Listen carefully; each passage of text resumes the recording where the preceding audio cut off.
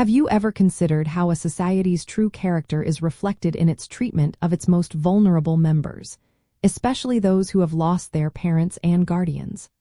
The way we care for those without a voice or immediate protection speaks volumes about our collective humanity and our moral compass. The Quranic teachings unequivocally emphasize a profound duty towards orphans, mandating their comprehensive care, protection, and upbringing with utmost compassion and justice. It portrays the neglect or exploitation of orphans as a grave sin, establishing their welfare as a central pillar of Islamic ethics and communal responsibility. This strong emphasis stems from several core theological and historical reasons.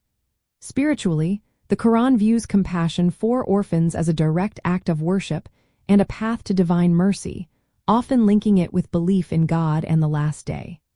Historically, the Prophet Muhammad himself was an orphan, which imbued this teaching with a deep personal significance and set a powerful example. Furthermore, the Quran recognizes the inherent vulnerability of children who have lost their protectors, establishing a divine imperative to fill this void and ensure their well-being. Practically, Quranic teachings translate into specific directives for individuals and the community. This includes providing shelter, food, and clothing, ensuring access to education, and safeguarding their property. Guardians are strictly enjoined to manage an orphan's wealth justly, growing it for their future rather than exploiting it, and to return it to them upon maturity.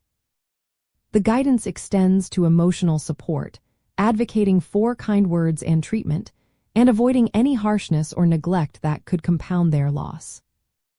An important Quranic concept here is the term yatim, which specifically refers to a child who has lost their father before reaching puberty. This distinction highlights the traditional role of the father as the primary provider and protector in that society, making the fatherless child particularly vulnerable. The Quranic emphasis on guardianship and trusteeship ensures that this specific vulnerability is addressed with both legal safeguards and moral accountability, aiming to integrate orphans fully into society as valued members.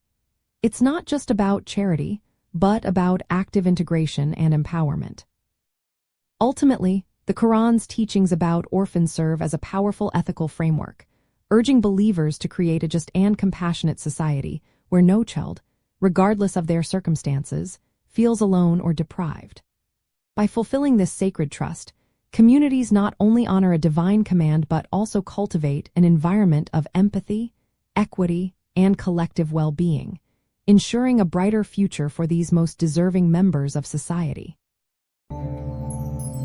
If this deepens your faith, like, subscribe, and keep learning with us.